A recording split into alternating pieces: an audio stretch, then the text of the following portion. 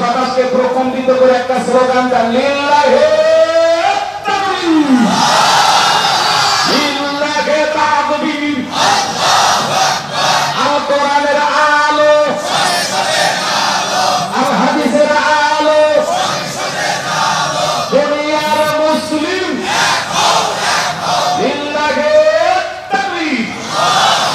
এরপর আলোচনা করছেন প্রধান আকর্ষণ মুফতি মাওলানা আমির হামজা ভাই। প্রিয় ভাইকে আলোচনা করার জন্য সবিনয় অনুরোধ করছি। যারা মঞ্চে আছেন রুহুল আমিন যুক্তিবাদী সহ, মুফতি বজলুর শিক্ষা সহ, আব্দুল সালাম যুক্তিবাদী ভাই সহ, আব্দুল বারী রশিদ সহ, সাইদ ইকবাল সহ সবাইকে আমার অন্তর্গত কৃতজ্ঞতা ভালোবাসা। আল্লাহ পাক সবাইকে দ্বীনের আলেম হিসেবে কবুল করুন, জোরে বলুন আমিন। সকলে দোয়া করবেন, সুস্থ থাকবেন, ভালো থাকবেন। প্রিয় ভাইয়ের আলোচনা শান্তভাবে সবাই শুনবেন। যারা দাঁড়িয়ে আছেন কষ্ট পাচ্ছেন, আল্লাহ আমাকে ক্ষমা করে দেবেন। আবারও দেখা হবে ইনশাআল্লাহ। আসসালামু আলাইকুম ওয়া রাহমাতুল্লাহ। আলোচনা কি মাওলানা আমির হামজা কুষ্টিয়া। আসসালামু আলাইকুম ওয়া রাহমাতুল্লাহি ওয়া বারাকাতুহু। বসে পড়ুন।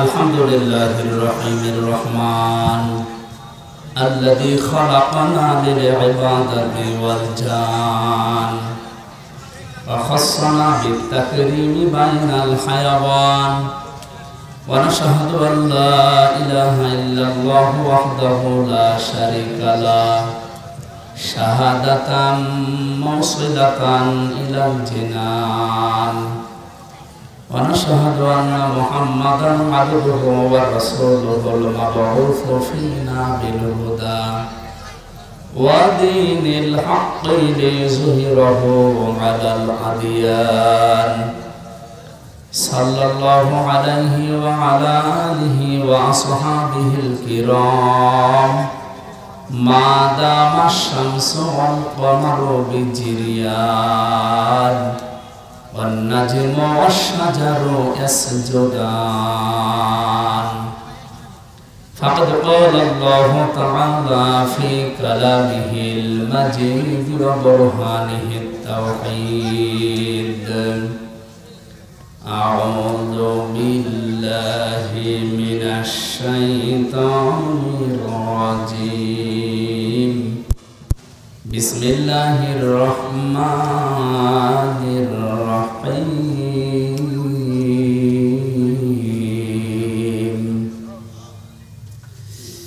فسبح بحمد ربك وكن من الساجدين واعبد ربك حتى يأتيك اليقين صدقت يا ربنا. عن أبي هريرة رضي الله تعالى عنه قال قال النبي صلى الله عليه وسلم يقال لصاحب القرآن اقرأ وارتقي ورتل كما كنت ترتل في الدنيا فإن منزلك عند آخر آية تقرأها رواه ابن ماجه. وقال تعالى في شان حبيبي وما زادهم إلا إيمانا وتسليما. صل على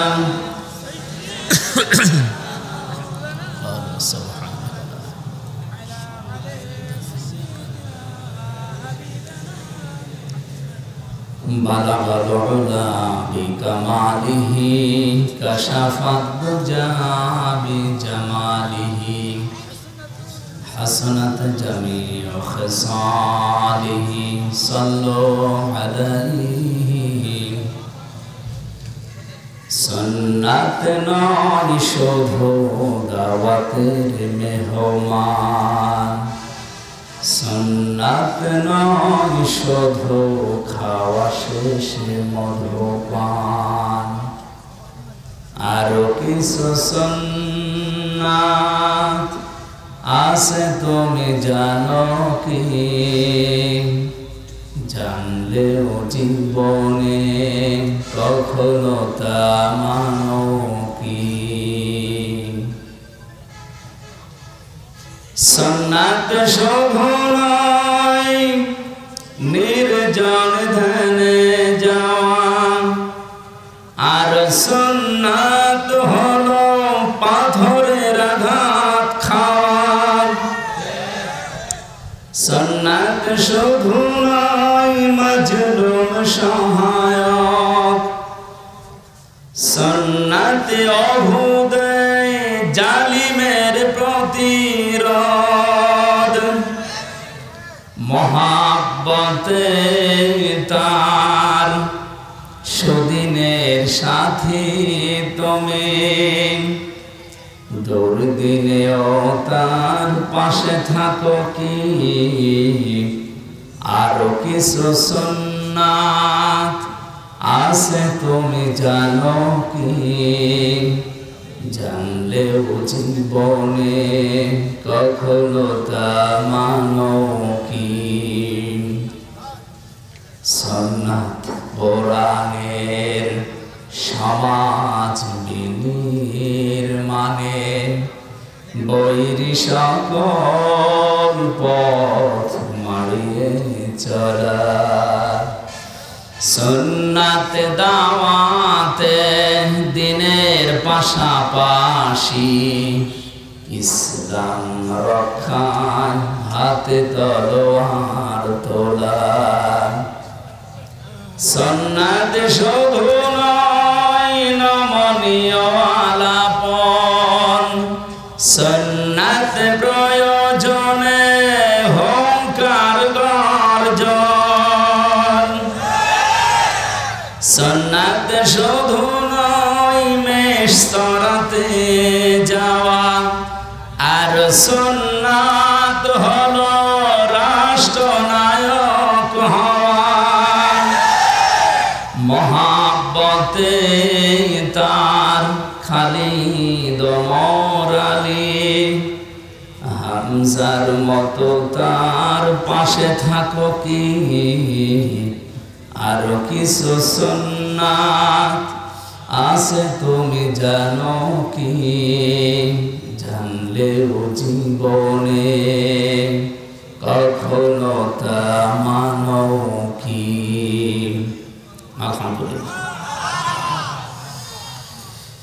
বাংলাদেশের ঐতিহ্যবাহী জেলা বগুড়া সদর থানার অন্তর্গত এড়লিয়া চকপাড়া মাদ্রাসায়ে নূরে মদিনার উদ্যোগে হাফেজে কোরআন ছাত্রদের পাগড়ি প্রদান অনুষ্ঠানের সম্মানিত সভাপতি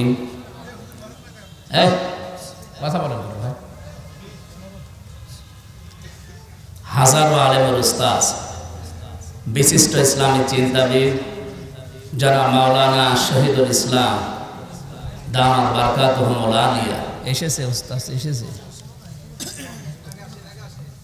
প্রধান মেহমান এবং এর কৃতি সন্তান ইসলামিক চিন্তাবিদ মুফাসসিরে কোরআন পিতৃতুল্য মুরব্বী মুফতি মাওলানা মজরুল রশিদ মিয়া বগুড়া, আতালাল্লাহু উমরাহু ওয়া বারাকাল্লাহু ফি হায়াতি, বলেন আমিন। আমাদের দোয়া করার জন্য আল্লাহ তার হায়াতটা আরো যেন বাড়িয়ে দেয়, হায়াতে যেন তাজ্জেবা হয়। অনেকের হায়াতে সাজ্জিয়া আছে, নেই? পৃথিবীর বহু মানুষের হায়াতে সাজ্জিয়া। আমরা চাই চাচা জানের হায়াত আল্লাহ হায়াতে তাজ্জেবা আর সিহাতে কুল্লিয়া দান করুন। এখানে আলোচনা রেখেছেন কিংবদন্তি আলোচক আমাদের শ্রদ্ধাভাজন মুরব্বী বগুড়ার কৃতি সন্তান আলেমে দ্বীন মাওলানা রুহুল আমিন যুক্তিবাদী নন্দীগ্রাম বগুড়া।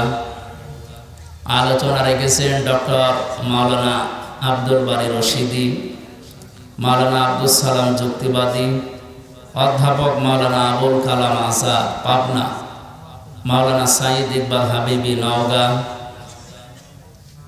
এখানে আলেমদের ভেতরে উপস্থিত হয়েছেন সেই দিনাজপুর থেকে, অনেক দূর এখান থেকে ইসলামিক চিন্তাবিদ।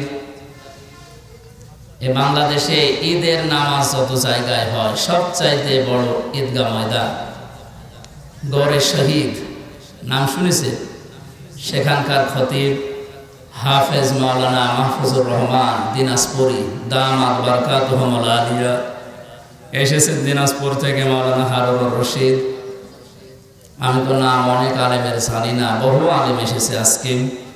যার আহ্বানে এসেছি আপনাদের এ পাশের জেলা গাইবান্ধার সন্তান আপনাদের এলাকাতে আছেন। এ মাদ্রাসার সম্মানিত প্রতিষ্ঠাতা মাওলানা গোলাম রব্বানী যুক্তিবাদী। এখানে প্রধান অতিথি হিসাবে উপস্থিত হয়েছেন জনাব আতিকুর রহমান আতিক, জনাব মাকসুদুল আলম, জনাব জাহিদুল ইসলাম জাহিদ, বরেণ্য অতিথি আব্দুর রাজ্জাক পরামানিক, আরিফুল ইসলাম আরিফ সহ মঞ্চে বসা সম্মানিত ব্যক্তিবর্গ।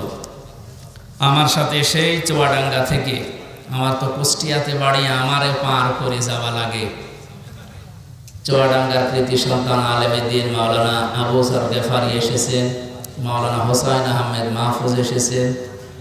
আল্লাহ রাব্বুল আলামিন আলেমদের হায়াতে তাজ্জেবা সিহাতে কল্লিয়া যেন দান করেন। সামনে বসা মুসলমান ভাইরা, পর্দার আড়ালের সম্মানিত মা এবং বোনেরা, বৃষ্টি মুখর এই দিনে সারাদিন মনে হয় শুনলাম বৃষ্টি হচ্ছে।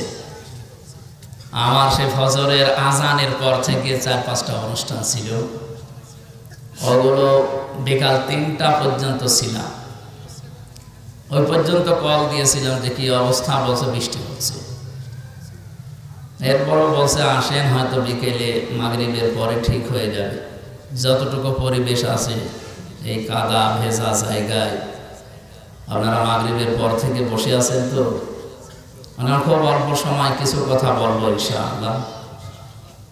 এই অনুষ্ঠানটা আজকে শুধুমাত্র যারা বাংলাদেশে জামাত ইসলামী করে, যারা চরমোনাই পীরের মুরিদ, যারা খেলাফত মজলিসে এই সমস্ত ইসলামিক দলে আছে তাদের জন্যই না, হাদা বায়ানুল লিন্নাস, মানুষ পদবাচ্যে যারা বিবেচিত তাদের সবার জন্য আজকের এই অনুষ্ঠান। ওয়ালাকাদ কাররামনা বানি আদম, অবশ্যই আমি বনি আদম সন্তানকে সম্মান দিয়েছি। বগুড়াবাসী এই আয়াত থেকে আমরা কয়েকটা তথ্য বের করতে পারলাম। 1 নম্বরে আল্লাহ বলেননি ওয়ালাকাদ কাররামনা বানি মুসলিমিন, আমি মুসলমান সন্তানদেরকে সম্মান দিয়েছি, না, মানুষ যারা তাদের সম্মান দিয়েছেন কে? দুঃখজনক হলো সত্য, তামাম পৃথিবীতে আজ মানুষের সম্মান নিয়ে সবচাইতে বেশি সিনেমিনি খেলা হচ্ছে। বিশেষ করে মানুষ নামে কিছু অমানুষ আছে, তার ভেতরে নেতানিয়াহু একজন, মোদি একজন, ট্রাম্প একজন। কি কথা বলেন? এগুলোকে মানুষ বলা যায় নাকি অমানুষেরা? পৃথিবীর নিকৃষ্ট মানুষের তালিকা আপনি দেখবেন ইন্টারনেটে, এদের যাদের নাম বললাম এদের নাম আছে, আরেকজনের নাম আছে ওটা বলা ঠিক না, এই জন্য বললাম। এই যে মানুষগুলো, আমার মনে হয় আমেরিকা এই জাতে মাতাল হলো, ওরা যেহেতু তালে ঠিক আছে, এই কারণে ডোনাল্ড ট্রাম্প নামে এই লোকটাকে থামানো লাগবে। আপনারা প্রকাশ্যে মানবতা বিরোধী অপরাধ যারা করে, যেহেতু সারা দুনিয়ার মানুষকে সবক দিয়ে বেড়ান মানবতার, গণতন্ত্রের, যারা ফিলিস্তিনের অবস্থা কি করেছে তামাম দুনিয়া দেখেছে।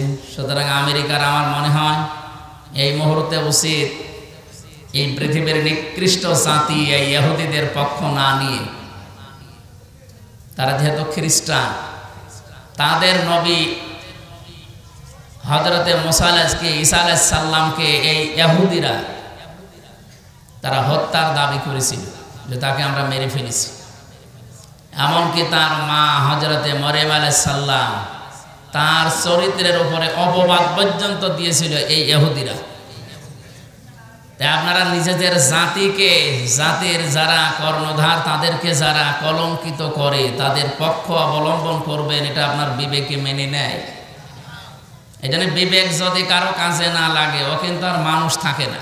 উলাইকা কাল আনআম, আল্লাহ তাআলা বলেন ওগুলো জানোয়ার, বাল হুম আদাল, তার চাইতে খারাপ। এই ছেলে কি কথা বলে?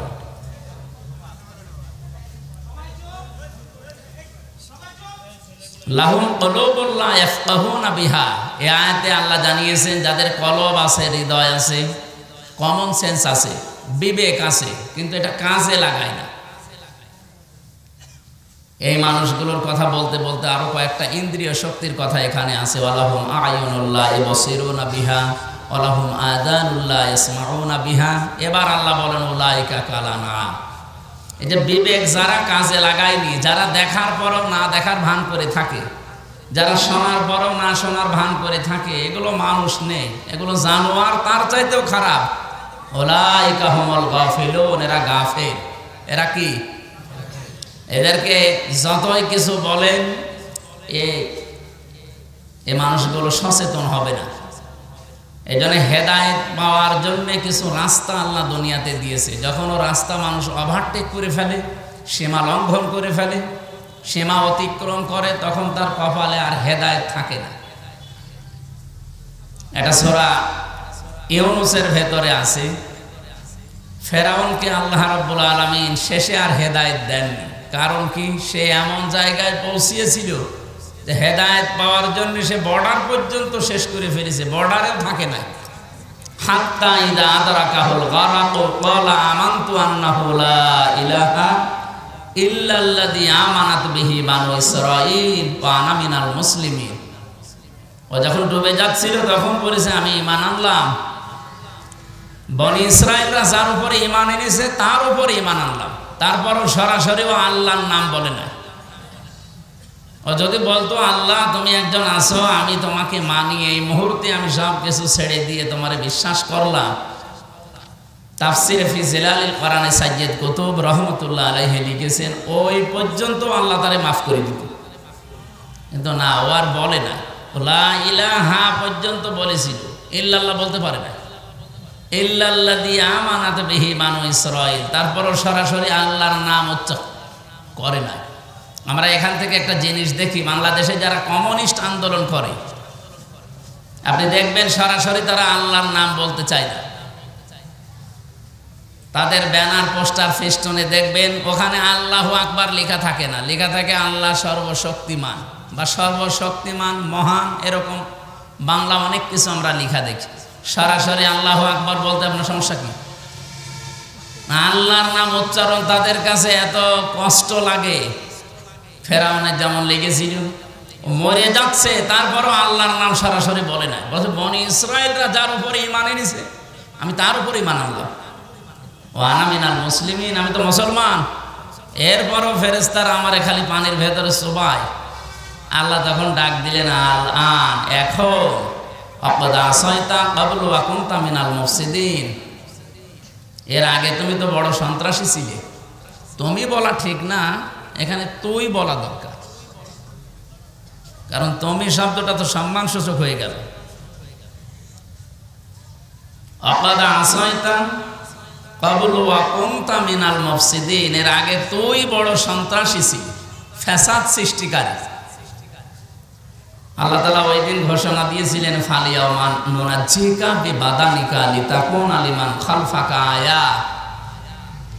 আজকের এই দিনের পর থেকে তোর এই লাশটাকে আমি সটকি দিয়ে রাখলাম, নিদর্শন দিয়ে রাখলাম। এরপরে যারা দুনিয়াতে আসবে তারা যেন তোকে দেখে শিক্ষা নিতে পারে। সম্মানিত ভাইরা, এখনো পর্যন্ত মোবাম মিশরে জাদুঘরে তার লাশটা সংরক্ষিত করা আছে। এরপরও যদি কেউ শিক্ষা না নেয়, এটা তার কপালের দোষ না আল্লাহর দোষ? বলেন বলেন। এখানে সীমা যখন ছাড়িয়ে যায় তখন আল্লাহ তাকে আর ভালো হওয়ার সুযোগ দেয় না। এরকম বহু ঘটনা আমরা দেখেছি। আবু জেহেলও যেই দিন মারা যাবে, ওরে তো পিটিয়ে হাত্তা বাড়িদা একেবারে ঠান্ডা ফ্রিজ মার্কা করে রেখে দিয়েছিল। খেজুরের ডাল দিয়ে পিটিয়েছিল দুই ভাই, হযরতে মাস মুআবিজ রাদিয়াল্লাহু তাআলা আনহুমা। সর্বশেষ আব্দুল্লাহ ইবনে মাসউদ রাদিয়াল্লাহু তাআলা আনহু, উনি যখন যে বুকের উপরে বসলেন, ডাক দিয়ে বললেন আনতা আবু জেহেল, এখন সময় দিলাম, কালিমাটা পড়ো, আল্লাহর নবীর কাছে আমি সুপারিশ করবো, নবী তোমাকে মাফ করে দেবে।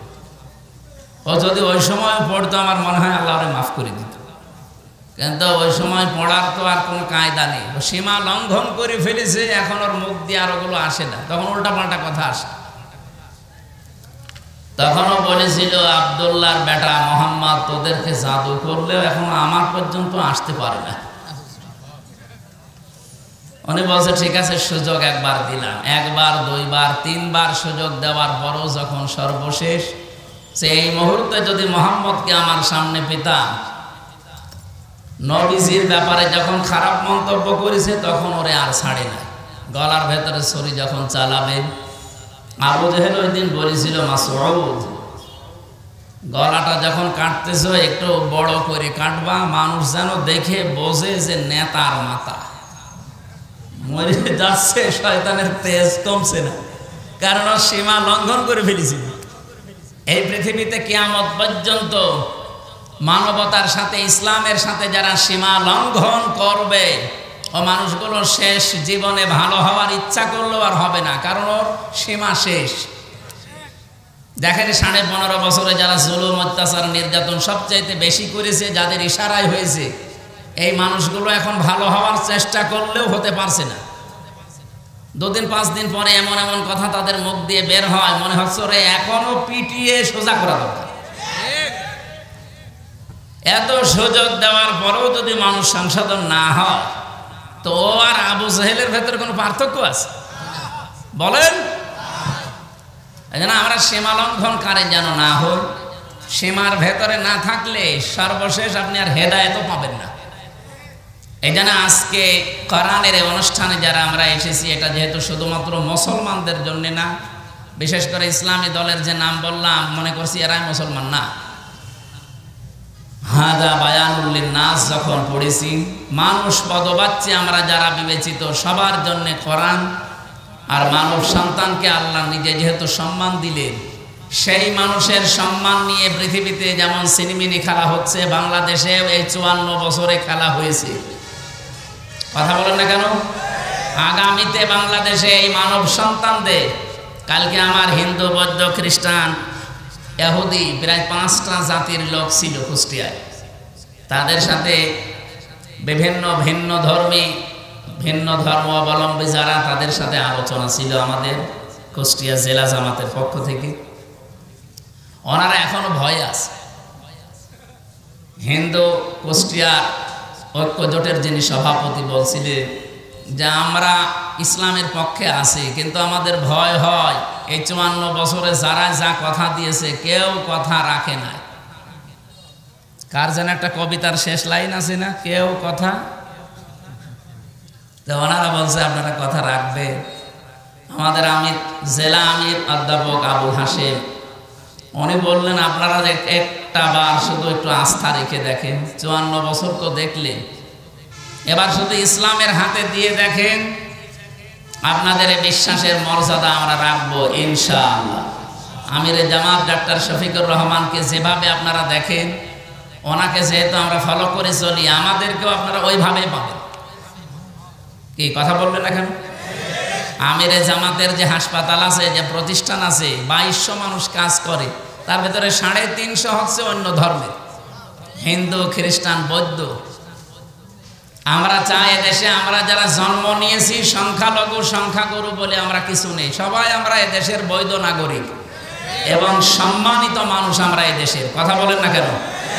সুতরাং আল্লাহর এই সৃষ্টির ভেতরে সবচাইতে বেশি সম্মান আল্লাহ যাদের দিলেন, এই সম্মানিত মানুষদের সম্মান নিয়ে আগামীতে কেউ যেন আর সিনেমিনি খেলতে না পারে, সেই ব্যবস্থা এখনই করার সময়। এই ব্যবস্থা করার সময় কিন্তু সামনে আসতেছে। এবার যদি ভুল করেন 54 বছর না 108 বছর পার হয়ে যাবে, সুযোগ আর পাবেন না। আশা করি আমি কি বলতে চাই আপনারা বুঝেছেন। আল্লাহ আমাদের সম্মান যাদেরকে দিয়েছেন, এই সম্মান ধরে রাখার এবং সম্মান দেওয়ার তৌফিক যেন দান করেন, বলেন আমিন। যারা এসেছে আজকের অনুষ্ঠানে, আমরা গুরুত্বপূর্ণ কোরআনে কারিমের 2টা আয়াত পড়েছি। এই 2টা আয়াতকে সামনে নিয়ে কিছু কথা বলার চেষ্টা করব ইনশাআল্লাহ। দরুদ আর সালাম পড়ছে আমাদের নবী মুহাম্মদুর রাসূলুল্লাহ সাল্লাল্লাহু আলাইহি ওয়াসাল্লামের প্রতি। আল্লাহ রাব্বুল আলামিন পৃথিবীতে যত মানুষকে দুনিয়ায় পাঠিয়েছিলেন, এই পৃথিবীতে কোন মানুষের ব্যাপারে এরকম গ্যারান্টি আমি শুনিনি। প্রায় 13টা বিষয় আমি পেয়েছি কোরআন শরীফে তার বিষয়ে। তার ভেতরে 1 নম্বরে দুনিয়ার কোনো মানুষকে অনুসরণ করলে আপনার জীবনের পাপ মাফ হয়ে যাবে, আমি পাইনি।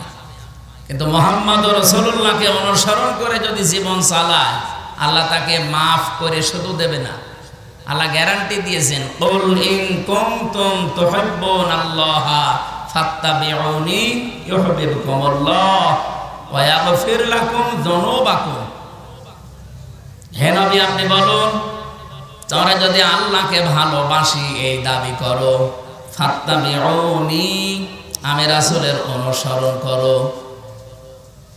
এ পর্যন্ত যদি কেউ মানতে পারে, আল্লাহ বলেন ইউহিব্বুকুমুল্লাহ, আমি আল্লাহ নিজেই তাকে ভালোবাসবো।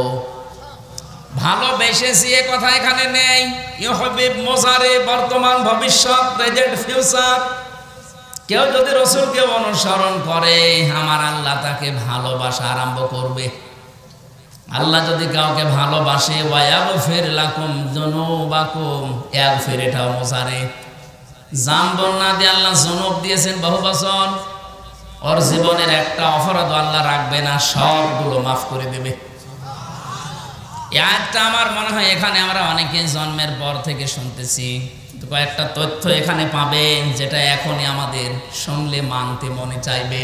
এদিকে তাকান, আল্লাহ তাআলা বলেন, কুল ইন কুনতুম তুহিব্বুনাল্লাহা ফাত্তাবিউনি।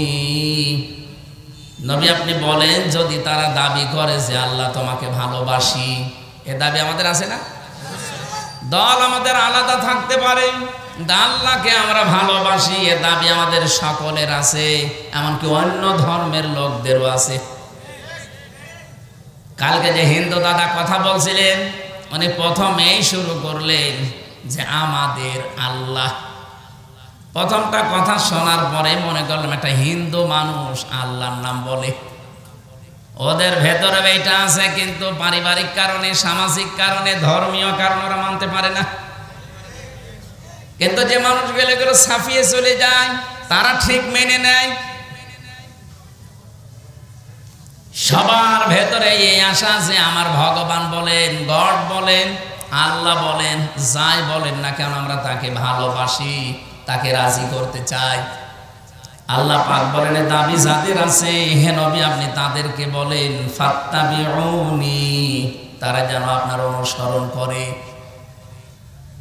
এবার আমার প্রশ্ন হচ্ছে, আপনি রাসূলকে অনুসরণ করবেন। এই বাংলাদেশে বহু মানুষ বলে যে আমরা নবীওয়ালা কাজ করি। কথা ভালো করে বুঝবেন, উল্টা দিকে নিয়ে যেন না। আপনি যে বলেন যে আমি নবীওয়ালা কাজ করি, মুহাম্মদ রাসূলুল্লাহ সাল্লাল্লাহু আলাইহি সাল্লামকে কি জন্মের পরে মানুষ নবী বলতো? কয় বছরে? উনি যেদিন নবুয়ত পেয়েছেন 40 বছরে, তখন মানুষ তাকে নবী, তিনি স্বীকৃতি দিয়েছেন। বাড়িতে এসে স্ত্রী মেনে নিয়েছে, বন্ধু মেনে নিয়েছে, চাচাতো ভাই মেনে নিয়েছে, কাজের লোক বাড়িতে যিনি পালিত পুত্র সে মেনে নিয়েছে। তার মানে উনি নবী হয়েছেন 40 বছরে। এর আগে ওনাকে কেউ নবী বলে ডাকতো না, বলতো আল আমিন, আস-সাদিক। আপনি যদি তাহলে নবীওয়ালা কাজ করতে চান, উনি যেদিন নবী বলে স্বীকৃতি পেলেন, ঘোষণা হয়ে গেছে, ওই দিন থেকে জীবনের শেষ দিন 63 বছর, এই 23 বছর আপনাকে মানা লাগবে, পঙ্খানুপুঙ্খানু অনুসরণ করা লাগবে এই 23 বছরের জীবন। ফাত্তাবিউনি, আমাকে অনুসরণ করো, আমাকে দেখে দেখে চলো। এখানে তাবউন মানে দেখে দেখে চলা। আমার সামনে একটা লোক হেঁটে যাচ্ছে, কিভাবে পা দেয়, কিভাবে মাজা দেয়, কিভাবে হাত নাড়ে, কিভাবে বডি, এইভাবে দেখে দেখে পা ফেলার নাম হচ্ছে তাবউন। তাহলে রাসূলকে সামনে রেখে আপনি অনুসরণ করবেন। এখন আমার প্রশ্ন, এই অনুসরণ কি আপনার আংশিক না পূর্ণাঙ্গ? বলো। এইটার জন্য আমি এই পর্যন্ত এসেছি। আজ বাংলাদেশ সহ বিশ্বে বহু মানুষ আমরা রাসূলের অনুসরণ করছি, কিন্তু আংশিক, পূর্ণাঙ্গ না। আংশিক অনুসরণ করেছিল অনেকেই, তারা মাপ পায়নি। কিন্তু পূর্ণাঙ্গ অনুসরণ যারা করেছে, তারা মাপও পেয়েছে, জান্নাতের সুসংবাদও পেয়েছে। নবীজির পুরা জীবনী আপনি পড়বেন, সাহাবায়ে কেরামের জীবনী পড়েন, বহু কাফেরের জীবনী আমি পড়ে দেখেছি। বহু মানুষ রাসূলকে ভালোবাসতো আংশিক, কিন্তু রাসূলকে অনুসরণ করার ক্ষেত্রে তারা পূর্ণাঙ্গ রূপ দিতে পারে না। এই জন্য আল্লাহ তাদেরকে মাফ করে না, জান্নাতেও দেয় নাই। আব্দুল্লাহ বিন উবাইয়ের নাম আমরা জানি অনেকে। এই লোকটা রাসূলের এত অনুসরণ করেছে, তার পুরা জীবন আমি পড়ি মাত্র 2টা ভুল পেয়েছি। 1 নম্বরে উহুদের ময়দান থেকে 300 মানুষ নিয়ে ভেগে গিয়েছিল। 2 নম্বরে ও রাজনৈতিক জীবনে বিশ্ব নবীকে মানত না, ওর আদর্শ ছিল আবু জেহেল। ও রাসূলের পেছনে নামাজ পড়েছে, রাসূলের মতো জামা গায়ে দিয়েছে, রাসূলের মতো দাড়ি রেখেছে। আর এমন কোনো কিছু আমি পাইনি জীবনে যে অনুসরণ রাসূলের মতো হয়নি, সব রাসূলের মতো। শুধু রাজনৈতিক জীবনে বিশ্ব নবীকে নেতা মানে নাই, ওর নেতা ছিল, আদর্শ ছিল আবু জেহেল। এতটুকু কারণে যদি আল্লাহ তার জন্য আয়াত নাজিল করে জাহান্নামের ঘোষণা দিয়ে দেয়, আজ এই বাংলাদেশে যে মানুষগুলো অনুসরণ করছেন রাসূলকে আংশিক, পূর্ণাঙ্গ না, বলেন তো আপনাকে আল্লাহ কি এখনো ভালোবাসা আরম্ভ করেছে? না। ফাত্তাবিউনি, এ পর্যন্ত আপনাকে অনুসরণ করা লাগবে, আংশিক না, পূর্ণাঙ্গ। আপনার নাম রাখা থেকে শুরু করে একেবারে মৃত্যু পর্যন্ত। এই জন্য আয়াতে আল্লাহ জানালেন, ওয়াবুদ রাব্বাকা হাত্তা ইয়াতিয়াকাল ইয়াকিন। সূরা হিজরের 99 নম্বর আয়াতে আল্লাহ বলেন, হে নবী, আপনার রবের ইবাদত করবেন ওই দিন পর্যন্ত যতদিন আপনার কাছে ইয়াকিন না আসে। ইয়াকিন মানে মৃত্যু। ইয়াকিন মানে কি? যতক্ষণ পর্যন্ত আপনার কাছে মরণ না আসে আপনি ততক্ষণ ইবাদত করবেন। যেহেতু রাসূলের অনুসরণ করা লাগবে আংশিক না, পূর্ণাঙ্গ, তাহলে আল্লাহ আপনাকে ভালোবাসা আরম্ভ করবে। আরম্ভ করে নাই, তাহলে এখন আমাদের উচিত হচ্ছে আমাদের অনুসরণ করা লাগবে মাথা থেকে পা পর্যন্ত, রান্নাঘর থেকে আন্তর্জাতিক জীবন পর্যন্ত। কি আংশিক আংশিক না পূর্ণাঙ্গ? এই পূর্ণাঙ্গটা বলতে গেলে কিছু মানুষের মন পাওয়া যায় না। আমরা তো পূর্ণাঙ্গ অনুসরণের কথা বলি। আপনি যখনই পূর্ণাঙ্গ অনুসরণ আরম্ভ করে দেবেন তখন আল্লাহ আপনাকে ভালোবাসা শুরু করবে। তাহলে এই দেশে যে আলেম, যে ইমাম, যে মুসলমান এখনো রাসূলুল্লাহকে পূর্ণাঙ্গ অনুসরণ আরম্ভ করে নাই, তাকে আল্লাহ ভালোবাসা শুরু বলেন না, করে না। আপনি পূর্ণাঙ্গ অনুসরণ আরম্ভ করার নিয়ত করেন, এখন থেকেই যদি আপনি কাজে লেগে পড়েন যে আমি এখন থেকে বিশ্ব নবীকে 40 থেকে 63, তিনি যেহেতু নবী ছিলেন এই সময়টা, আমি পূর্ণাঙ্গতাকে অনুসরণ করার সিদ্ধান্ত নিয়ে মাঠে নেমে পড়লাম। যখন নেমে পড়বেন তখনই আল্লাহ আপনাকে ভালোবাসা শুরু করবে। আর আল্লাহ যদি আপনাকে ভালোবাসা আরম্ভ করে দেয়, আল্লাহ বলেন ওয়ায়াগফির লাকুম যুনুবাকুম, একটা গোনাও তো রাখবো না, পুরা জায়গাটা আমি আল্লাহ মাফ করে পরিষ্কার করে দেব। যেহেতু জাম্বন আল্লাহ দিতে পারতেন, জনব দিয়েছেন, একটা গোনাও থাকবে না। বাংলাদেশে বগুড়াতে যে থানা আছে, আপনি যদি কোনোদিন অপরাধ করেন দেখবেন ওই থানাতে চার্টে আপনার নাম লেখা হয়ে যায়। আপনি হয়তো মামলা থেকে অব্যাহতি পেলেন, থানা থেকে বের হয়ে চলে আসলেন, আপনার নাম কিন্তু মুছবে না, নাম থাকবে। আবার অপরাধ করবেন, আবার নাম উঠবে। আল্লাহ পাক বলেন আমি এমন ভাবে ওয়ায়াগফির লাকুম যুনুবাকুম, গুনাহগুলো এমন ভাবে মাফ করে দেব, ওই জায়গাটা তো পরিষ্কার হয়ে যাবে, ফাঁকা থাকবে না। আমি আল্লাহ ওই জায়গাতে নেকি দিয়ে ভরাট করে দেব। এই যে নেকি দিয়ে ভরাট করে দেব, এটা কোথায় আছে? সূরা ফুরকানের 71 নম্বর আয়াতে আছে, 70 নম্বর আয়াতে ফাউলাইকা ইউবাদদিলুল্লাহু সাইয়্যাতিহিম হাসানাত। আল্লাহ পাক যেন কুদরতি আঙ্গুল এভাবে দিয়ে দেখাচ্ছে, ফাউলাইকা, এই মানুষগুলো, এই বগুড়া, 4 মাথা না কয় মাথা এটা? বেড়ুলিয়া। এই এড়লিয়া ময়দানে যারা বসে আছে এই মানুষগুলো কি? এ মানুষগুলো ইউবাদদিলুল্লাহ, আমি আল্লাহ বদল করে পাল্টিয়ে দিচ্ছি, দেব। সাজ্জিয়াত এটা বহু বচন, হাসানাত বহু বচন। একটা গোনাও রাখবো না, যতগুলো গোনা মাফ হয়ে যাবে, পড়া জায়গাটা হবে নেকি দিয়ে ভরাট করে দেব। আল্লাহ এখানে পরে কয়েকটা নামও নিয়েছেন, ওয়াকানাল্লাহু গফুরুর রহিমা, আর সূরা ইমরান দিয়েছেন আল্লাহু গফুরুর রহিম। জোর বল সুবহানাল্লাহ। তাহলে এমন একটা মানুষকে অনুসরণ করার কথা বলছি যার অনুসরণে জীবনের অপরাধ একটাও আর থাকে না, সব মাফ হয়ে যায়, কিন্তু অনুসরণ করা লাগবে আংশিক না পূর্ণাঙ্গ। আমি আশা করছি আপনারা এটা মেনে নেবেন। মাথার চুল থেকে পা পর্যন্ত যেমন মেনে নিয়েছে, রান্নাঘর থেকে আন্তর্জাতিক জীবন পর্যন্ত ঠিক এইভাবেই মেনে নেওয়া লাগবে। যারা এই অনুসরণ পূর্ণাঙ্গ করতে পারেন না, আপনি ব্যর্থ। আপনাকে আল্লাহ এখনো ভালোবাসা আরম্ভ করেনি। এরপরও যদি কারো কানে না লাগে এ কথা, আমার আর কিছু করার নেই, এ দায়িত্ব আল্লাহর উপরে দিয়ে দিলাম। সূরা হিজর থেকে যে আয়াতগুলো পড়লাম, আমরা শেষ নাম্বার আয়াতের ব্যাখ্যাটা কিছু সময় করতে চাচ্ছি। থাকবেন তো নাকি? হিজর মানে পাথর, হিজর মানে কি? আল্লাহ রাব্বুল আলামিন বলেন ওয়াবুদ, ইবাদত করো, রব্বাকা, তোমার রবের। কতদিন পর্যন্ত করবা?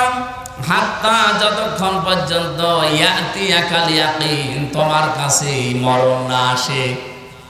এর থেকে আমি কয়েকটা প্রশ্ন বের করি। আল্লাহর ইবাদত করা লাগবে যেহেতু মরণ পর্যন্ত। বলেন তো বাংলাদেশে সব জায়গা ইবাদত করার মতো পরিবেশ আছে? বলেন বলেন।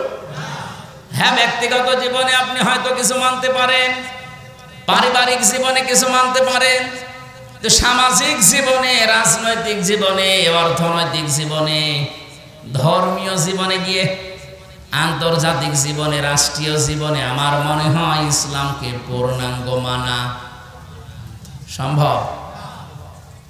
এটা সম্ভব হবে তখন এই ইবাদত ওইগুলো পারিবারিক জীবনে যেমন ইবাদত আছে, ব্যক্তিগত জীবনে যেমন ইবাদত আছে, রাজনৈতিক জীবনে, অর্থনৈতিক জীবনেও ইবাদত নেই। এখানে বহু মানুষ আমরা আছি শুধু ব্যক্তিগত আর পারিবারিক জীবনের ইবাদতটা করি। আমার যে রাজনৈতিক জীবনে ইবাদত আছে আমরা অনেকে জানি না, অর্থনৈতিক জীবনে যে ইবাদত আছে আমরা জানি না। আল্লাহ যে বললেন মরণ যতদিন না সে ইবাদত করো, তে আমরাও তো ইবাদত করতে চাই, কিন্তু সে পরিবেশ নেই। আপনি ইচ্ছা করলেও হালালকে হালাল জেনে মানতে পারবেন না, হারামকে হারাম জানার পরও আপনি ছেড়ে দিতে পারবেন না। আজকে কুষ্টিয়াতে ডিসি, এসপি এবং মন্ত্রণালয় থেকে একজন, শিল্প মন্ত্রণালয় থেকে একজন অফিসার এসেছিল। কুষ্টিয়ার এই যে চিনির মিল, এই সুগার মিলটা চালু করার জন্য 5 বছর অকেজ হয়ে পড়ে আছে। ওখানে এতদিন যারা দায়িত্বে ছিল, দুর্নীতি এমন বেশি হয়েছে, এটা শেষ পর্যন্ত বন্ধ হয়ে গেছে। 1965 সালে মিলটা তৈরি হওয়ার পর থেকে 25 সাল পর্যন্ত, 5 বছর নয় বন্ধ, 20 সাল পর্যন্ত একবার শুধু লাভ হয়েছিল, যেবার মাওলানা মতিউর রহমান নিজামী রহমতুল্লাহ আলাইহি শিল্পমন্ত্রী ছিলেন ওই সময়। তাছাড়া আজ পর্যন্ত লাভ হয়নি। ডিসি, এসপি এবং সচিব যিনি এসেছিলেন ওই জায়গা থেকে সবাই, এলাকার সবাই ওই জায়গায় গিয়ে প্রশ্ন করছে এটা চালু করা লাগবে। ওনারা বলছে চালু করা তো লাগবে, কিন্তু এখানে যে বাজেট 300 কোটি টাকা লাগবে। আমার মনে হয় 300 কোটি টাকাও সরকার দেওয়া সম্ভব, কিন্তু টাকাগুলো 300 কোটি উপর থেকে বাজেট হয়ে আসতে আসতে সর্বশেষ 300 টাকা থাকতে পারে। আমি কয়েকদিন আগে রাজনৈতিক একজন লিডার, অনেক বড় মাপের, উনি আমারে বলছি যে হামজা ভাই, আমরা সারা জীবন রাজনীতি করেছি, এই দেশে যে বাজেট হয় সড়কের জন্যে, এই বাজেটগুলো আমরা হিসাব করে পেয়েছি 100 টাকা যদি বাজেট হয়ে আসে, এই সলিমদ্দি পর্যন্ত আসতে আসতে আর 3 টাকা থাকে। এই রাস্তাটা যদি 100 টাকা দিয়ে বাজেট করে করেন তাহলে 100 বছর যাওয়ার কথা। ওটা যদি 97 টাকা খেয়ে ফেলে আর 3 টাকা দিয়ে করে, ওটা কয় মাস যাবে বলেন বলেন? কোথায় 3 টাকা আর কোথায় 97 টাকা? শেষ পর্যন্ত দেখা যায় 3 মাস পরে রাস্তা হয়ে যায় ডেলিভারি রোড। যে সমস্ত মায়েদের পেটে সন্তান আছে এদেরকে যদি আপনি এখান থেকে বগুড়া পর্যন্ত নিয়ে যেতে চান, দেখবেন রাস্তায় বাচ্চা হয়ে গেছে। না অনেকে আবার বলেন না টাকা পয়সা তো খরচ হইল না, ভালোই হয়েছে।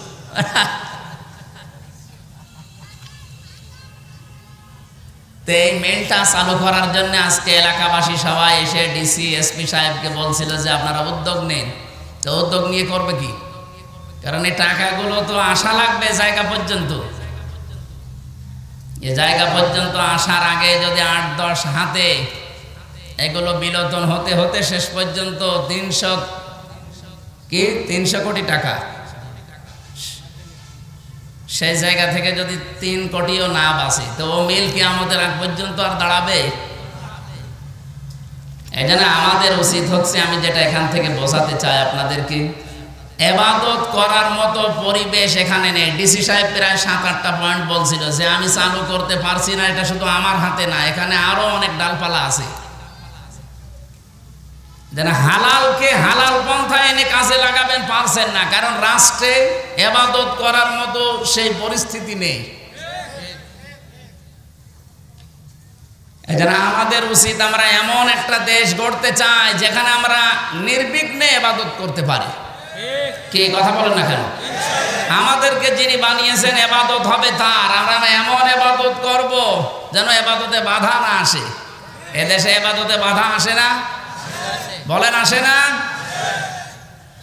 এমনকি অনেকে আমরা বাস্তবতায় বাধ্য হই নিজের কর্মজীবনকে কলুষিত করার জন্য। এই যে প্রশাসনে যারা আছে, বিশেষ করে আগস্টের 5 তারিখের আগের ওই পুলিশ তো এখন অন্তত ওই মনোভাব নিয়ে এখন আর কাজ করছে না, এখন অনেকেই পরিবর্তন হওয়ার চেষ্টায় আছে।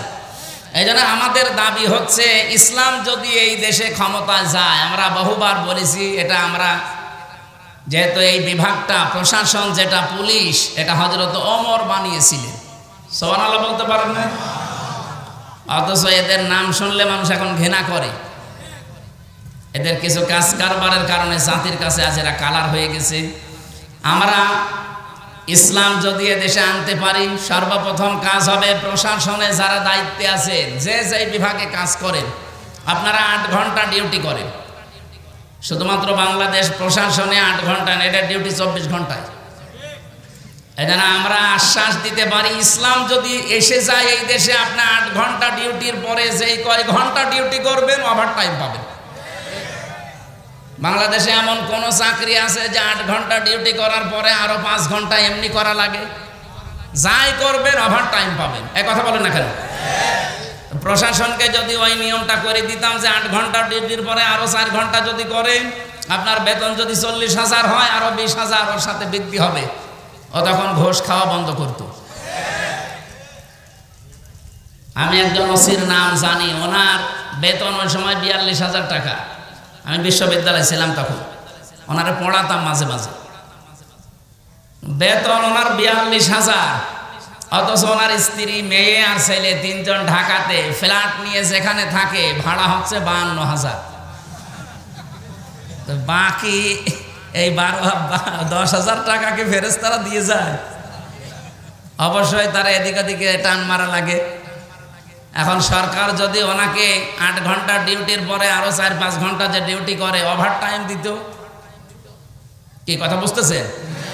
তাহলে ওনার ওই 42,000-এর জায়গায় আরো যদি 30,000 বাড়তো, টাকাগুলো পাচার না করলে 42,000-এর জায়গায় ওরে 30,000 বোনাস না, ওদের ওভার টাইম দেওয়া না, ওরা 50,000 টাকাও দেওয়া দিত। বললাম না, 100 টাকা বাজেট হয়, 3 টাকার কাজ হয়, 97 টাকা খেয়ে ফেলে। খেয়ে তাও নিচে রাখলে তো হয়, এগুলো সব পাঠিয়ে দেয় সাহেব পাড়া আর বেগম পাড়ার জন্য। আমি নিজে সাহেব পাড়া দেখে এসেছি, থাকে না, ওরা সব তালা লাগিয়ে হোটেলে থাকে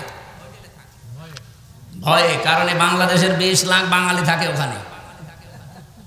যদি ওরা দেখতে পায় পিটিয়ে মেরে ফেলবে, এই জন্য চুরি চুরি করে থাকে। কি করলেন এই অবৈধ কামাই করে? নিজেও ভোগ করতে পারছেন না, এই জন্য আমার মনে হয় আগামীতে কোনো পাগল যেন এ কাজ আর না করে। কান্তারাকু মিন জান্নাতি ওয়া উয়ুন ওয়া যুরু'i ওয়া মাকামিন কারীম কাযালিকা ওয়ারাসনাহা কওমান আখারিন ওয়া নি'মাতিন কানু ফিহা ফাকিহিন। আল্লাহ কি সুন্দর উদাহরণ দিয়েছেন। হে নবী, এরা কত বাগান, কত অট্টালিকা, কত সম্মানজনক বাড়ি ঘর সব ছেড়ে পালিয়েছে, সব পড়ে আছে আজ। আমার মনে হয় এই আয়াতটা আগস্টের 5 তারিখে আবার আরেকবার নাজিল হয়েছে। আপনি দেখেন সারা দেশে জালেমদের বাড়ি ঘর, তাদের বাগান, তাদের অট্টালিকা, তাদের সুন্দর সুন্দর কত কিছু বানিয়েছিল, সব এখন পরিত্যক্ত হয়ে পড়ে আছে। আর ওরা সব এখন বিভিন্ন দেশে যে পালিয়েছে, তো পালিয়েছে চোরের মতো থাকে। আর এমন অপমান, রেজাউল করিম নামে এক মন্ত্রী ছিল, মাছ মন্ত্রী, মৎস্য মন্ত্রী। এই লোকটা কয়েকদিন আগে একটা লাইভ পাঠিয়েছে যে আমি 7 দিন পালিয়েছিলাম আমার ঘরের ভেতরে ঢাকায়, কিন্তু আর পারলাম না। বৈষম্য বিরোধী ছাত্র আন্দোলনে যারা নেতৃত্ব দেয় এরা আমাকে খুঁজছিল, খুঁজে পেলেই তো আমার 12টা বাজাবে। এই জন্যে বোরকা পরে আমি ওখান থেকে পালিয়ে শেষ পর্যন্ত বর্ডারে গিয়ে 4 ঘন্টা পাহারা দিচ্ছে। ওইদিকে ভারতের লোক, এদিকে বাংলাদেশের। কি করব? এই কচুরি পানার ভেতরে 4 ঘন্টা আমি ওই জায়গায় লুকিয়েছিলাম। এরপরে রাত যত গভীর হয়, দুই দিককার মানুষ যখন আস্তে আস্তে ঘুমিয়ে পড়ে, এই ফাঁকে আমি এই বর্ডার পার হই। তো এর চাইতে আর কত অপমান করবে জালেমদের বলেন? এটা দেখেও যদি আগামীতে যারা আসবে এরা যদি শিক্ষা না নেয়, এদের কপালে আরো দুর্গতি আছে। আল্লাহ রাব্বুল আলামিন বলেন, ফাতিলকা বুয়ুতুহুম খাবিয়াতাম বিমা যালামু ইন্না ফি যালিকা লায়াতাল লিকাওমিন ইয়ালামুন। সূরা নমল 19 নম্বর পারার 20 নম্বর পৃষ্ঠার 7 নম্বর লাইনের 52 নম্বর আয়াতে আছে। আল্লাহ যেভাবে হাত দিয়ে দেখাচ্ছেন, ফাতিলকা বুয়ুতুহুম, বাইতুন না দিয়ে বুয়ুত বহু বচন দিয়েছেন। এই সেই ঘরগুলো, খাবিয়াতাম বিমা যালামু, জনশূন্য হয়ে আছে, ওজাড় গৃহ, পরিত্যক্ত হয়ে আছে এদের জুলুমের কারণে। এই জন্য যারা জালিম তাদের ওই জায়গা পর্যন্ত অভিশপ্ত হয়ে যায়। আমি তো আমার কুষ্টিয়ায় দেখেছি হানিফ সাহেবের বাড়ি, ইনু সাহেবের বাড়ি, কামারুলের বাড়ি, ওই জজ মিয়ার বাড়ি, বাড়িগুলো কত জাঁকজমকপূর্ণ ছিল। আগস্টের 5 তারিখের আগে কত নিয়ামত দিয়ে ভরা ছিল, কত বাগান, সুন্দর সুন্দর ফুলের গাছ। আগস্টের 5 তারিখের বিকাল 5টা বাজতে বাজতে ওটা শ্মশান বানিয়ে দিয়েছে কে? না, ফাকতিয়া দাবিরুল কওমিল্লাযিনা যালামু। সূরা আনআম 7 নম্বর পারা 12 নম্বর পৃষ্ঠা 4 নম্বর লাইনের 45 নম্বর আয়াতের প্রথম অংশে আছে। আল্লাহ তাআলা বলেন, জালেমদের শিকড় কাটা হয়ে গেছে। কেটেছে কে? হ্যাঁ, না না, আপনি আলে কতিয়া, এটা মজু, এর কর্তাকে ফাইলকে জানা নেই। জালেমদের শিকড় কাটা হয়ে গেছে, কিন্তু কেটেছে কে কেউ জানে না। এখন যদি আপনি বাংলাদেশে খোঁজ নেন যে বগুড়াতে যে জালেমদের বাড়ি ঘর ভাঙা হয়েছে, এটা ভাঙলো কে? একটা লোকের নাম বলেন, নেই। কে ভেঙেছে কেউ জানে না। হানিফ সাহেবের বাড়ি পায়খানার প্যান পর্যন্ত খুলে নিয়ে চলে গেছে, কিন্তু কে নিয়েছে কেউ জানে না।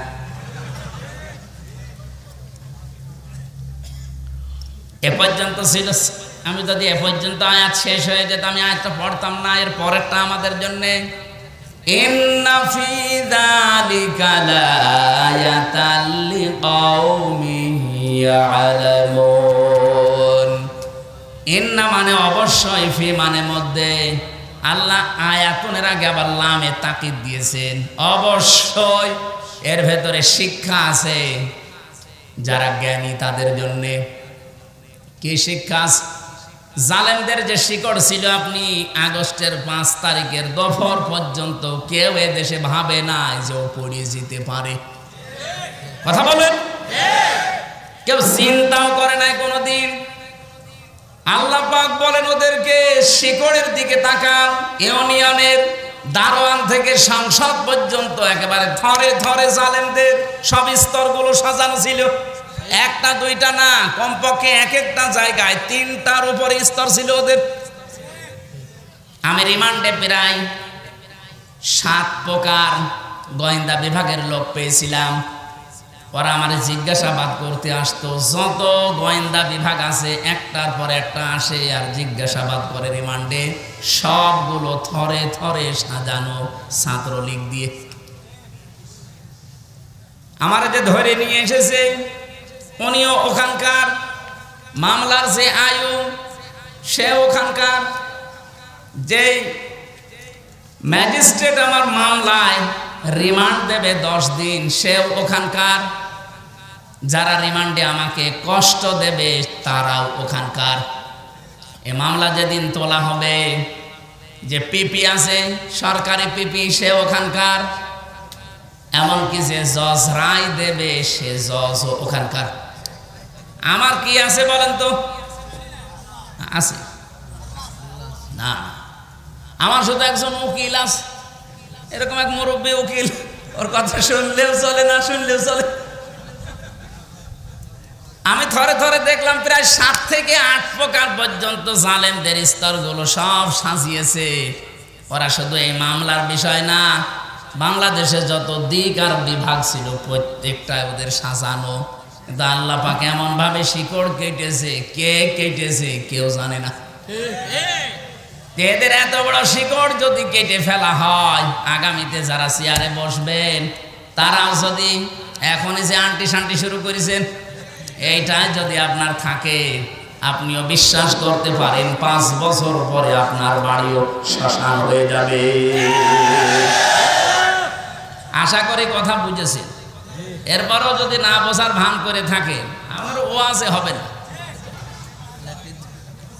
এক লোক শ্বশুর বাড়ি যাওয়ার সময় দেখে যে রাস্তার পাশে একটা গন্ডার কাঁতু দিয়েছে, না হাসে না। 3 দিন পরে শ্বশুর বাড়ি থাকার পরে যখন ফিরে আসতেছে দেখে গন্ডার হাসতেছে। বলছে, গন্ডার তোমার 3 দিন আগে কাঁতু দিলাম, তখন তো হাসলে না, এখন হাসতেছে। গন্ডার বলছে, বন্ধু 3 দিন সময় লেগেছে চামড়া ভেদ করে কাঁতু লাগতে। গন্ডারের তো তাও 3 দিন পরে কাঁতু লাগে, আমাদের 54 বছরও লাগে না।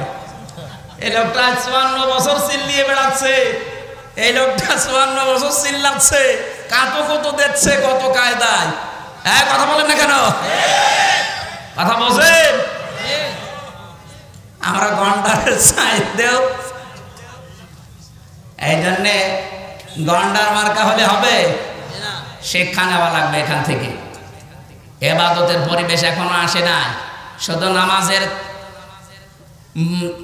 ফরজ 13টা 14টা ওয়াজিব মেনে নামাজ পড়লেন ফরজ মনে করি। আরে ভাই, নামাজ যেমন ফরজ, পর্দা করা কি? পর্দা করার মতো পরিবেশ বাংলাদেশে 100% জায়গায় আছে।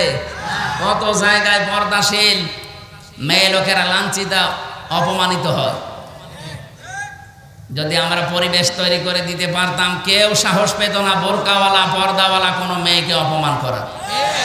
অর্থনীতিতে যে সমস্ত বিষয়গুলো থাকার কথা একটাও পাওয়া যায় না। অর্থনীতি যারা চালাচ্ছে, আপনি দেখেন যারা অর্থনীতি পড়ে, মোশারাকা লাগে, মোদারাবা লাগে, মোরাবাহা লাগে, বায়ে সালাম লাগে, বায়ে ইস্তেসনা লাগে, বায়ে মুআজ্জাল লাগে, ওয়াহেদা লাগে, এরকম 28টা নিয়ম পড়েছি। ইসলামী ব্যাংক বাদ দিয়ে বাংলাদেশে কোনো ব্যাংকে এই নিয়ম চলে না। যত ব্যাংক আছে আপনি একটা একটা করে দেখান তো। সোনালী, রূপালী, তারপরে চৈতালি আছে, ওটাও কয়েকদিন পরে হবে। তো যত ব্যাংকই বলেন, কোন ব্যাংকে আমরা নিয়ম নীতি পাচ্ছি না। ইসলামী ব্যাংক 100% পারছে না, কারণ যাকাত ভিত্তিক অর্থনীতি যতদিন কায়েম না হবে ততদিন পর্যন্ত এদেশে 100% সুদ মুক্ত থাকা সম্ভব না। এই জন্যে ইসলাম যারা পালন করতে চায় তাদেরকে আল্লাহ জানিয়েছেন আল্লাযীনা ইম্মাক্কান্নাহুম ফিল আরদি আকামুস সালাহ ওয়া আতাবুজ যাকাত। আমি যদি আমার ইমানদার বান্দাদেরকে চেয়ার দান করি ক্ষমতার, তাদের প্রথম কাজ হবে তারা নামাজের বিল এনে নামাজ কায়েম করে দেবে জমিনে। বাংলাদেশ এমপি হবে 151 জন যদি এবার কোরআনের পক্ষের মানুষ সংসদে যেতে পারে, কি কথা বলে না কেন? তারা প্রথম অধিবেশনে বলবে মাননীয় স্পিকার আমরা নামাজের বিল চাই। আর ওই দিন যদি বলে ঠিক আছে হাত তোলেন, 151 জন যদি হাত তুলে ঠেলতে ফেরাতে পারে, ওই দিনে নামাজের বিল কায়েম হয়ে যাবে। তখন বজলুর রশিদ মিয়া, রুহুল আমিন, আমির হামজা এদের এরকম নামাজের ওয়াজার করা লাগবে। আপনি নামাজ পড়বেন, আপনার বাপ পর্যন্ত পড়বে। এই যে 18 কোটি মানুষ নামাজ চালু হয়ে গেল, আপনি হয়তো ভোট দিয়েছিলেন হামজাকে একটা, 18 কোটি মানুষ নামাজ পড়লে যে সওয়াব হয় ওই সওয়াব প্রতিদিন পাবেন। আতাবুজ যাকাত, যাকাত ভিত্তিক অর্থনীতি তারা কায়েম করবে। এটাও তো ইবাদত, নামাজ যেমন ইবাদত, যাকাত ইবাদত না? এটা কি এই দেশে এখন যাকাত ইবাদত আছে না জরিমানা হয়ে গেছে? যাকাতে মানুষ এখন আর যাকাত বলে না, বলে জরিমানা। যারা আমরা চাচ্ছি ইসলামকে সব জায়গায় পৌঁছিয়ে ইবাদতের ক্ষেত্র বানিয়ে দিতে, আমরা যেন মরণ পর্যন্ত ইবাদত করে আল্লাহর সন্তুষ্টি নিয়ে জান্নাতে যেতে পারি। আর যদি এর বিকল্প কিছু তৈরি করেন, কদ খাসিরাল্লাযীনা কাযযাবু বিলিকাইল্লাহ, সূরা আনআমের 31 নম্বর আয়াতে আল্লাহ জানিয়েছেন অবশ্যই ক্ষতিগ্রস্ত হয়ে গেছে ওই মানুষগুলো। কাযযাবু বিলিকাইল্লাহ, আল্লাহর সাথে সাক্ষাৎ হবে এটা যারা মিথ্যা মনে করে। আর 5-7 মিনিট থাকা যাবে না, একটু কষ্ট করেন, আমি আয়াতটা শেষ করব ইনশাআল্লাহ। রব্বুল আলামিন বলেন হাত্তা ইযা জাতুহুমুস সাআতু বাগতাতান, হঠাৎ করে যখন তাদের সামনে, এখানে সাআতুনের অর্থ দুইটা, এক নম্বরে কিয়ামত আর একটা মৃত্যু। হঠাৎ করে যখন তাদের সামনে মরণ চলে আসে, ক্বালু ইয়া হাসরাতানা আলা মা ফাররাতনা ফিহা, পেছনের দিকে তাকায় আর আফসোস করে, আল্লাহ আমি কি পাঠালাম, আমি কি পাঠিয়েছি এটা। আহুম ইয়াহমিলুনা আওজারান আলা যুহুরিহিম, সবচাইতে ভয়ঙ্কর আয়াতে আওজার এই শব্দটা আমি যতগুলো তাফসীর আয়াতের সাথে মিলিয়েছি, মুফাসসিরিন ইকরাম জানাতে চেয়েছেন ওয়া মানে এবং হম মানে তারা, ইয়াহমিলুনা, হামালা ইয়াহমিলু মানে বহন করা। আল্লাহ এখানে জানাতে চেয়েছেন তারা বহন করছে এবং করবে। ঝার মানে বোঝা, আওঝার এটা বহু বচন। ওই মানুষগুলো কিয়ামতের দিন বোঝা সমূহ আলা যুহুরিহিম, তাদের পিঠের উপরে বহন করে নিতে থাকবে। আল্লাহ যদি ঝাড় দিতেন আমি আয়াতটা সত্যি পড়তাম না, কিন্তু আওঝার দিয়েছেন, এই জায়গায় আমাদের ঝামেলা। আমার এই 33 বছর বয়স এখন, আমি যদি এখন মারা যাই, মনে করেন 33 বছরে 33 মন গোনা করেছি, মারা যাওয়ার পরে আমার পিঠের উপরে যদি 33 মন গোনা চাপিয়ে দেয়, আমার বিচার শেষ। কি না মানে আমি গোনা করেছি 33 মন, কিয়ামতের দিন আমার পিঠের উপরে 33 মন চাপিয়ে দিয়েছে, শেষ। মরণের পর আল্লাহ যদি 33 মনই চাপিয়ে দিত, আমার বিচার শেষ, আমি তো আর বেশি কম করছি না। কিন্তু আল্লাহ আওঝার দিয়েছেন কেন? আমি হয়তো 33 বছর বয়সে 33 মন গোনা নিয়ে মরে গেলাম, এমন এমন কাজ দুনিয়ায় আমি রেখে গেলাম, আমি মারা গেছি কিন্তু ওই কাজগুলো মারা যায়নি। আমি এমন একটা সংগঠন বানিয়েছি, আমি মরে গেছি কিন্তু ওই সংগঠন এখনো বেঁচে আছে। ওই সংগঠনের ছেলেরা মানুষের কাছে চাঁদাবাজি করে, ওই সংগঠনের ছেলেরা মানুষের রগ কাটে, ওই সংগঠনের ছেলেরা মানুষকে বিনা কারণে কষ্ট দেয়। আমি তো মরে গেছি 33 মন গোনা নিয়ে, কিন্তু ওরা যা করবে ওগুলো সব ফিলাক্সি লোড হয়ে আমার আমল নামায় জমা হতে থাকবে।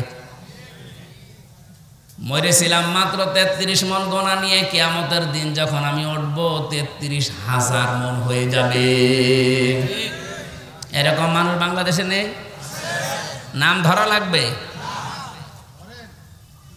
এই জন্য আমার ভয় হয় এই জায়গায়। আল্লাহ যদি এ পর্যন্ত বলতো, এর পরের শব্দটা মারাত্মক, আলা সামা ইয়াসিরুন, ফেরেশতারা বলবে কত নিকৃষ্ট বোঝা হামসা বসলো, রুহুল আমিন এরা বহন করে নিয়ে যাচ্ছে। আজকে হয়তো সম্মান দিয়ে চেয়ারে বসিয়েছেন, কিয়ামতের দিন আমার গোনা বাড়তে বাড়তে বোঝা হতে হতে যখন 33 থেকে 33,000 মন হয়ে যাবে, কিয়ামতের ময়দানে আমার এই দৃশ্য দেখে ফেরেশতারা বলতে থাকবে আলা সামা ইয়াসিরুন, কত নিকৃষ্ট বোঝা এরা বহন করে নিয়ে যাচ্ছে। বলেন নাউজুবিল্লাহ। আয়াতটা পড়ার পরে সত্যি আমাদের ভয় হয়। তারপর একটা আশার বাণী পেয়েছি, বিশ্বনবী জানিয়েছেন যারা আলেম কিয়ামতের দিন আল্লাহ সবার সামনে তাদের বিচার করবে না। ময়দানে মাহশারে কঠিন অবস্থায় আল্লাহ পাক নিজে কুদরতে একটা চাদর দিয়ে মানুষটাকে ঢেকে নেবে, আড়াল করে নিয়ে জিজ্ঞাসা করবে বসলো এই কাজগুলো করেছিলি? আল্লাহ যেহেতু সব জানে, মাথা নিচু করে জবাব দেওয়া লাগবে, আল্লাহ আমি করেছি, আমারে মাফ করে দেন। তার চোখের দিকে কাকতি মিনতির দিকে তাকিয়ে শেষ পর্যন্ত আল্লাহ বলবে গোপনে মাফ করে দিলাম, কাউকে বলবি না, জান্নাতে চলে যা। এইটা চাচ্ছি আমরা।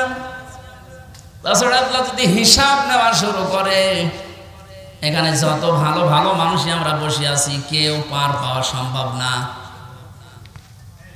কিয়ামতের দিনে যে হাদিসটার যে ব্যাখ্যা বলেছি, কিয়ামতে যেন আল্লাহ আমাদের সাথে এই আচরণটা করেন। বলেন আমিন।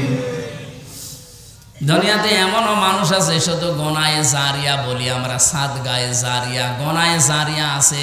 আপনি এমন এমন কাজ করে গেলেন, মরে গেছেন, কিন্তু কাজ জারি থাকবে। এমন এমন ভালো কাজে আঞ্জাম দেওয়া দরকার।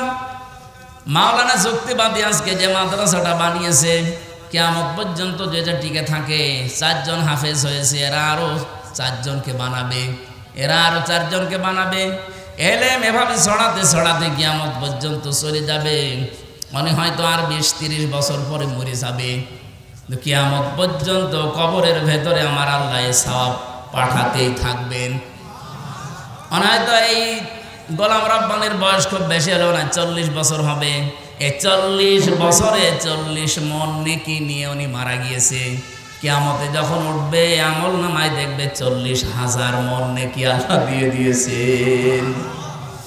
ইকবালুল সাহিবিল কোরআন, সাহেবে কোরআনকে কিয়ামতের দিন আল্লাহ তাআলা বলবেন পড়ো, ইকরা ওয়ারতাকি ওয়ারাত্তিল। শুধু পড়ো বলে শেষ করেননি, নবীজি বলেন যেই বলবে পড়ো আর উপরে ওঠো। ওয়ারতাকি ওয়ারাত্তিল, উপরে উঠতে থাকো। তার তিলের সাথে পড়তে পড়তে, তার তিলের সাথে পড়া বলতে আমি এখানে 4টা বিষয় পেয়েছি। কোরআন শরীফের ভেতরে আপনি 3টা শব্দ পাবেন কোরআন পড়ার ব্যাপারে, কারা আর রাতালা আর তালাওয়া। এখানে রত্তিল শব্দটা আছে। কেউ যদি সত্যি রত্তিলের সাথে পড়তে পড়তে উপরে উঠতে চায়, দুনিয়া থেকে 4টা বিষয় তারে মানা লাগবে। 1 নম্বরে তাকে শুদ্ধ করে পড়তে হবে তার তিলের সাথে, 2 নম্বরে ওটা বুঝতে হবে, 3 নম্বরে ওই বোঝা বিষয়ের উপরে নিজের জীবনে কাজ করা লাগবে, 4 নম্বরে ওটা যেন মানুষ মানতে পারে সেই পরিবেশ তৈরি করে দেওয়া লাগবে। আমরা যেহেতু ইবাদতের ক্ষেত্র তৈরি করতে চাই বাংলাদেশে, আর এটাই সবচাইতে বেশি এগিয়ে আছে বাংলাদেশ জামাত ইসলামী, ইসলামী ছাত্র শিবির, ইসলামী ছাত্রী সংস্থা এবং অন্যান্য ইসলামী দল যতগুলো আছে তারা চেষ্টা চালাচ্ছে এই দেশে যেন আমরা পুরা ইসলাম মানে ইবাদত যেন আমরা আল্লাহর মরণ পর্যন্ত করতে পারি, সেই পরিবেশ আমরা তৈরি করতে চাই। এই 54 বছর আমাদের কাঁধের ওপরে পাড়া দিয়ে অনেকে অনেক কাজ করেছে, এবার কিন্তু সবাই বুঝে ফেলেছে। চরমনায়ের পীর মাওলানা মামুনুল হক এবং অন্যান্য ইসলামী যতগুলো দল বড় বড় আছে, জামাত ইসলামী বাংলাদেশের আমিরে জামাত, সবাই বলছে এবার আর কাউকে আমরা সুযোগ দিতে চাই না, ইসলামের বাক্স হবে এবার একটা। জোয়ার যেভাবে এসেছে আশা করছি ইবাদতের ক্ষেত্র সারা বাংলাদেশের রান্নাঘর থেকে আন্তর্জাতিক জীবন পর্যন্ত তৈরি হয়ে যাবে ইনশাআল্লাহ। কামা কুনতা তুরাত্তিলু ফিদ দুনিয়া, যেভাবে পড়তে দুনিয়ায় ওইভাবে পড়ো। ফাইন্না মানসিতিন তাকরাউহা, পড়তে পড়তে যে পর্যন্ত যেতে পারবা ওই পর্যন্ত যে তোমার মনজিলে মাকসুদ হবে। এজন্য দুনিয়াতে কোরআনের সাথে সম্পর্ক রেখে কিয়ামতের দিন আল্লাহ যদি আমাদের পড়তে বলে পড়তে পড়তে যেন আরশ পর্যন্ত চলে যেতে পারি। আজকের মাদ্রাসার উদ্যোগে যে অনুষ্ঠান সাজিয়েছেন এই মাদ্রাসা কিয়ামত পর্যন্ত আল্লাহ কায়েম করে রাখেন। যারা ছেলে মেয়েদেরকে এখানে দিয়েছে আপনারা সৌভাগ্যশালী, সৌভাগ্যবান। এই মানুষগুলো অনেকেই হয়তো স্কুলে কলেজে বিভিন্ন কিন্ডারগার্টেনে দিতে পারতেন না, মাদ্রাসায় দিয়েছেন। এলেম শিক্ষা করার পর যদি মনে করেন এই ছেলে দিয়ে কি হবে কি হবে, আপনি চোখ বন্ধ হওয়ার পরে টের পাবেন। ওর কপালে যা আছে অত পর্যন্ত যাবে। আল্লাহ রাব্বুল আলামিন এর মাধ্যমে কিয়ামতে আপনার মাথায় নূরের টুপি আল্লাহ যেন পরিয়ে দেন, বলেন আমিন। আমরা আজকে আর কথা বলছি না, 12টা বাজে। আগামীতে আবার আসলে কথা বলবো ইনশাআল্লাহ। সম্মানিত সভাপতির অনুমতি নিচ্ছি। চাচা মোনাজাত করে দেন একটু তাড়াতাড়ি। এই বৃষ্টি নামে যাচ্ছে তো একটু তাড়াতাড়ি। ভাই একটু দোয়া করে যান, কষ্ট করে শোনেন। বৃষ্টি কি আরম্ভ হয়ে গেছে? জনাব অধ্যাপক মাসুদুল আলম আমাদের সম্মানিত বিশেষ অতিথি, ওনাকে ক্রেস্ট দিয়ে বরণ করেছেন আমাদের মাদ্রাসা হুজুর। সম্মানিত স্যার, উনি এসেছেন অনেক কষ্ট করে। সহকারী অধ্যাপক অর্থনীতি বিভাগ, সরকারি শাহ সুলতান কলেজ। আল্লাহ স্যারকে কবুল করুন, হায়াতে তৈয়বা দান করুন। সকলে বলুন আমিন।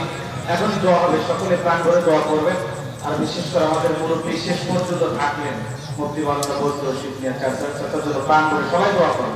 এখন আমাদের ভাই দোয়া করছেন, মুফতি আলী হামজা ভাই। সকলে একটু মেহরবানি করে। আপনাদের বগুড়াতে উনি চাকরি করেন সরকারি কলেজে, আমাদের খুলনা বিভাগের সন্তান, যশোরে বাড়ি। আল্লাহ স্যারকে কবুল করেন। আল্লাহুম্মা আমিন। লা ইলাহা ইল্লা আনতা সুবহানাক ইন্নী কুনতু মিনাজ জালিমিন। আল্লাহুম্মা গফিরলি ওয়ারহামনি ওয়াহদিনি ওয়াফিনি ওয়ারযুকনি ইয়া রাব্বাল আলামিন। আল্লাহ তাআলা বগুড়া শহরের পাশে কোরআনে কারীমের অনুষ্ঠানে বসে দীর্ঘক্ষণ তোমার কোরআন থেকে কিছু কথা শুনেছি, নবীর হাদিস থেকে, এগুলো জীবনে আমল করার তৌফিক দাও। মাহফিলের সম্মানিত সভাপতি মাওলানা শহীদুল ইসলামকে মঞ্জুর করো।